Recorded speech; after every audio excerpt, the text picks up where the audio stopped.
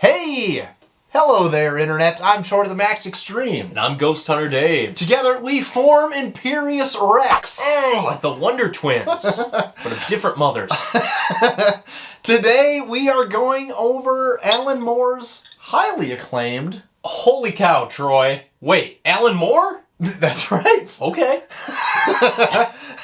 I feel like you took me off guard a little bit. Sorry. I thought there was more to that sentence. That's all. That's all I got. But we are going over Alan Moore's Swamp Thing run. Oh, man. Yes.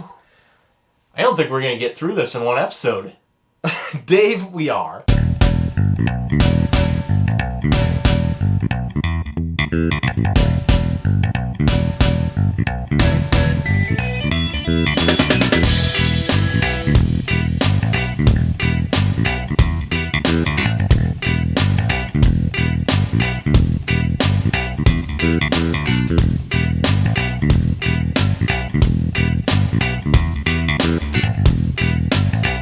So, Swamp Thing, Dave. Alan Moore just took that property, which was okay. Drifting in a swamp somewhere. No one cared. Some guy Yep. drifted into a swamp. Alec Holland, to be That's him. specific. That's him. And it was the man turned into a monster. Oh, man. A muck-encrusted mockery of a man.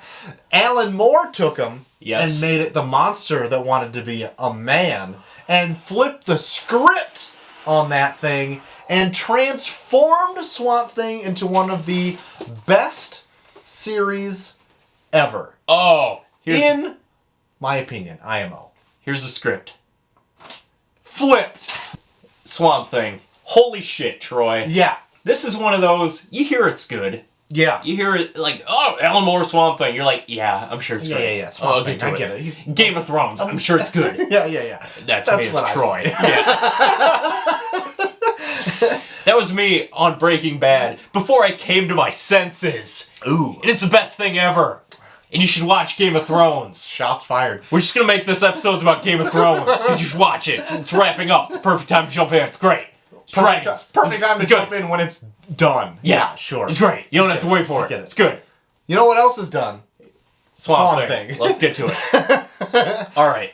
If you are going to jump in to read it and pick up the first trade of Alan Moore's Swamp Thing, you may be a little confused because it does not start at 1. He jumps in.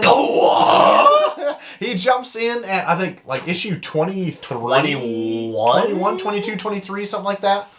And he's kind of wrapping up what's coming, what came before it, rather. As Dave can show you right 20! now. Through it. I knew it was something in the 20s. But from there, that first issue that he takes hold and takes the reins and goes with it, wraps up everything that came before it, and then completely makes it his own. Pushes forward. And makes it to a completely different story.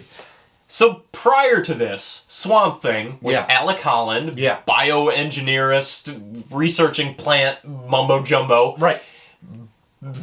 Catastrophe happens in his lab. Right. Doused in chemicals, runs into the swamp, turns into the Swamp Thing. Right. Alan Moore takes this, flips a script. As we saw before. Yes. What does he do, Troy? He makes the entire thing more of a supernatural affair rather than like a scientific mishap. Yes. So Alec Holland is dead. Yeah. Done. He is done. The swamp, and like the essence of the swamp, Yes. and whatever serum he was working on, right. It it captures his memories. Yes. And it forms a creature out of those memories. Right. Out of the swamp. Right. It's not Alec Holland. No, not at all. Not at all. He Yeah. has no physical presence. He's just like his consciousness in the swamp. Yes. And so he can't be human. He's not like he's not trying to be human. He's just a monster. Right. But he is trying to be, he is a monster trying to be a man that he used to be, which he can no longer be. Yes. Which makes him a tortured character, which wasn't really like that before. He was like... He's trying to find a cure. It was almost like before Alan Moore took it over, it was like just a monster comic where it's like just a Frankenstein. Exactly, and it's or a Frankenstein's monster if you're a dick. Exactly right. And so, with that said, he takes it to a more supernatural level, even in comics down the line, to make not only Swamp Thing a monster trying to be a man, but finds out he is a part of now the Green. A larger scope. He's part of, like, nature. Yeah, and he's like an elemental of the earth. Yes. Which is, like, a huge, like, turn. But before we get to there... Let's pump the brakes. Alan Moore takes it and does, like, a more supernatural suspense horror kind of a tale for the flat first out few trades. Yeah, it's a flat out horror for a lot of this. Which is why we're coming to you in the month of October! This month of the year! And the artist in this, Stephen Bissette, does an amazing job, because he was a horror artist before he took the job on Swamp Thing. Just the body horror of it. I will never forget this one panel that he drew in which the love of Alec Holland's life comes upon him, and he's just still Swamp Thing stuck into the ground, and like water is pooling in his like little mouth pool. Ugh. And like he's just a part of the ground, and you almost can miss him if you don't like look close. And it's like a haunting image, knowing that he's just there reforming himself from the earth. And like the intricate detail of the 80s and him as a horror artist is it's almost hard to get into, because it is dated art. Yeah. But like, because of the horror story that he's telling and the supernatural parts of it, like you really fall into this art, and when the art changes later on in the story, you almost miss it. Like, I liked the haunting, like, disfigurement of some of the characters in it. Like, the story where he meets the guy who drinks, like, toxic waste. Nuke Face. That is an amazing story. And it's highly accentuated by Bissette's art. Oh, yeah. Like, the artwork on this is one of those, like, it's a time pass. Yeah, yeah. But you just gotta put yourself in the mindset, and once you're there, you just fall into it. And you get wrapped up in this just amazing storytelling. Yeah. Where it's a lot of text. It's a lot of narration. It's different than if you pick up an issue of Saga or Walking Dead. Yeah. Like, you know, any of those current comics, you flip a page every 30 seconds. This, you sit there and you read it. Yeah. But it's brilliant. Right. Like, Alan Moore's storytelling is second to none. Mm-hmm. And, I mean, Swamp Thing is one of his, I would say, like a top 3 Alan Moore story. Yeah, I might even put up there as maybe top 2. It's like Watchmen is awesome, and Swamp Thing is right at its heels. Swamp Thing is almost like a catch-all.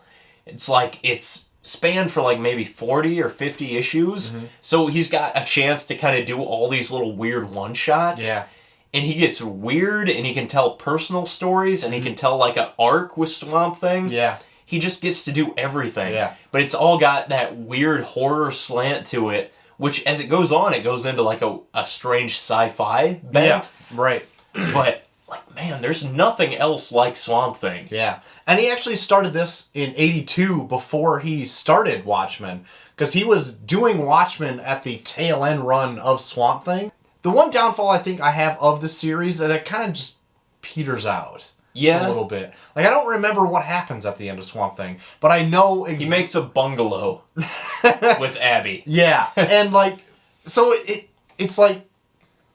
I don't want to say he gave up on it, but, like, he felt like he had more important things to do, and I feel like it starts very strong, and is very strong for a while, until, like, Crisis on Infinite Earths happens in 1986, and there's, like, a loosely tied in issue or issues with that. And then he starts Watchmen right after that. Is that the timeline there? Yeah. Really? Yeah.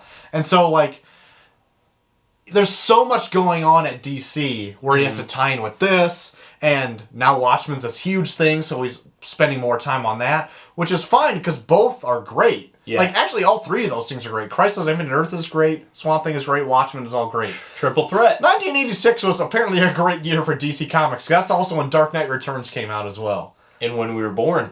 Boom! Oh my God. What is happening here? Star Child.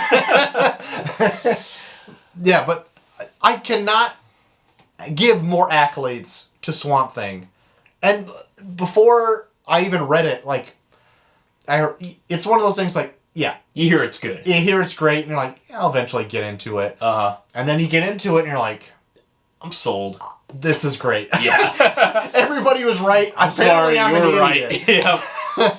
It's got so many, like, little offshoots that are great. Like, when I think back to Swamp Thing, I think of a couple, like, specific stories. And they're not even, like, my favorites. Yeah. They're just the ones that stuck into my mind. Yeah. So, obviously, there's something to them. Yeah. Like, I think of that underwater vampire one. Yeah, I like that one a lot. Where it's, like, this old city that was flooded, and there's all these vampires that are living under the water, and they're, like, swimming up and capturing victims and stuff. And this giant mammoth vampire that's living underneath. Yeah. Horrifying. Yeah. I like that story actually a lot. Nuke Face is one of my favorites. Anything that has to do with the Floronic Man is really good. Oh, yeah. Some Anton Arcane comes in there. Yep. And is it Matt Cable? Who is Abby. Eventually Swamp Thing develops a relationship with Abby. And her husband at that point is this CIA agent, Matt Cable, who gets, like, possessed by Anton Arcane, Swamp Thing's, like... Arch nemesis. Yeah. And it's this crazy, like, where it's just all-encompassing, sprawling evil force that possesses him and everyone around him. So, like, there's these little offshoot stories of, like, random, like, postal workers, like, going mad and killing their family and, like, heading towards this, like, evil, rotting force. And Matt Cable is, like, just, like, the center point that Arcane, like, picked to pull all this evil in. Yeah. And even stranger is when Neil Gaiman went on to write Sandman, Sandman's Raven is named Matt, and that's Matt Cable from Swamp Thing. Yeah, he just, like, pulled it in. Yeah. So it just, like, it spans, you realize all these other creators that Swamp Thing touched, that they're like, oh, I love this. Yeah. Like, I'm pulling that in. Yeah. Swamp Thing was so influential that it started, Constantine was introduced in this series. Yeah, definitely. Yeah, and he went off to spin off on his own Hellblazer run for however many issues. Yeah, Jamie Delano wrote Hellblazer after Alan Moore kind of laid the groundwork there. And he did a great job, too. Like, he did a fantastic run of that. But, yeah, absolutely. John Constantine's first appearance was Swamp Thing. Yeah. Also, like, Etrigan the Demon is, like, a big part later on in the series as well. And as I've grown older, I've grown to appreciate Etrigan a lot more. Isn't that weird? The older you get, the more ridiculous the comic characters. You're just like, I accept it. It's like, bring it on. It's like just being a wino or whatever, and you're just like, give me the grosser things. It's all good. Yeah. And that's what it is. And, like, I really like him in this, and I don't know how much of him has been before this, but anyway. He's been around. I think he was a Kirby. Yeah, I think you might be right. And then, like, he goes everywhere in this. Like, so he finds his way to hell, in and out of there. And finds Arcane down there. Yeah. In a horrible hell. Like, it's like biblical hell. Oh, yeah. Like, he's in a pile of corpses, and he's like, how long has it been? Like, 10,000 years? And Swamp Thing's like, it's been like 3 days. Yeah. And he's like, oh my god. So there's that, like, he does a whole bunch of adventures on Earth. He meets up with the Justice League at some point. And at some points he, like, shoots off into space, and it's totally, like, more sci-fi space adventures. Yeah, the last trade is, like, pure space. And even that is space super... thing. It's, like, super interesting because... It's like an experimental, like... one of the, like when a band records like a weird experimental album, that's like what the last trade of Swamp Thing is. Right. Just like whatever. Yeah. It's all really good, and oh my god, I don't know. I just have nothing but great things to say about Swamp Thing. Oh, it's really great. I'm so finally glad I got to it. Yeah. It's one of those that like you read all the way through and you're like, oh my god, that was good. And then as soon as you finish it, you're like, well, first I need like a palate cleanser. Yeah. And then like I need to reread Swamp Thing. Almost, yeah. It's so dense and so good. Like I feel like I missed a ton. Yeah. Like I just gotta do it again. But dense is a very correct word. Yeah. Because it's only 6 trades. And like, say like you're reading 6 trades of like Invincible. You'll blow through it in a day. Yeah. It's an easy read and you'll fly right through it. Like, it'll take you like a day to read 2 trades of Swamp Thing, and you'll be wrecked afterwards. Oh my god. It is a lot to take in, because Alan Moore is wordy. Yeah. But... And like you have to think about his shit. Like it is... like, I mean, you gotta reflect on Alan Moore. Exactly it, because like you read it, reflect on it. It's not like a fun little thing. You No. sit there and you're like, oh man, yeah, that would be terrible to be Swamp Thing. Yeah. I wouldn't want to be Swamp Thing. Yeah. But once Swamp Thing figures out that he's, holy shit, I'm fucking Swamp Thing, bro. He is just like the biggest badass ever. Oh my god. Like when he can travel all over the world. He can just overtakes Gotham. Yeah. Because somebody's holding Abby hostage, and he's just like, I'm gonna fuck your life up forever. And, like, becomes like a huge fucking monster. And Batman's like, I can't touch this shit. No, he's got his own thing here. They're amazing. Like, they do, like, Alan Moore does stuff in this that, like, I've never seen in any other comic before. No, it's insane. It's one of those, like, you open it up and you're like, oh, this art is dated. Yeah. This looks dated. Yeah. And then you read it and you're like, shit, this is timeless. Yeah, exactly right. Anytime I've ever said that, like, anything that's on a top 10 list or whatever, and you flip through and you're like, the art is so dated. If you read it for just a second, like, you'll fall right into it, like, this completely works. No wonder why this is, like, highly acclaimed. Yeah. And that's, like... what was wrong with me?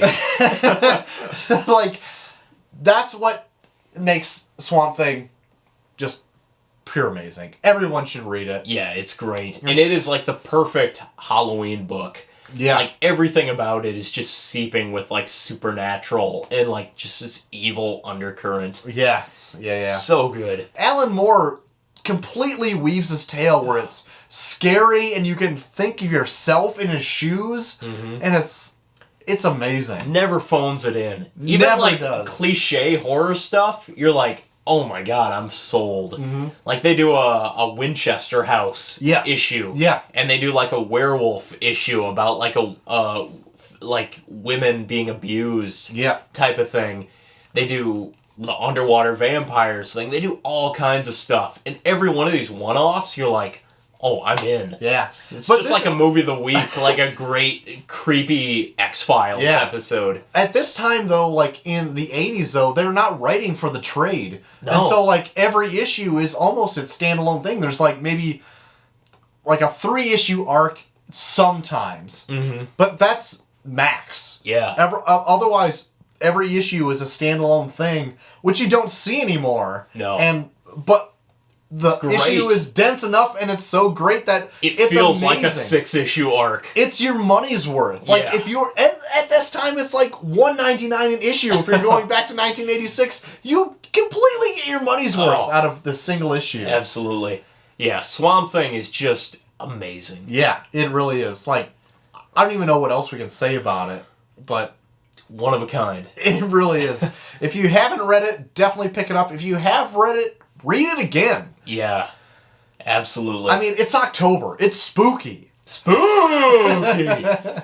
But tell us what you thought about Swamp Thing down below in the comments, or hit us up on Imperius Rex Show on Twitter. We would love to open up a conversation with you about it. Until next time, I've been Toward the Max Extreme. And I'm Ghost Hunter Dave. Together we are Imperius Rex. We'll see you next time.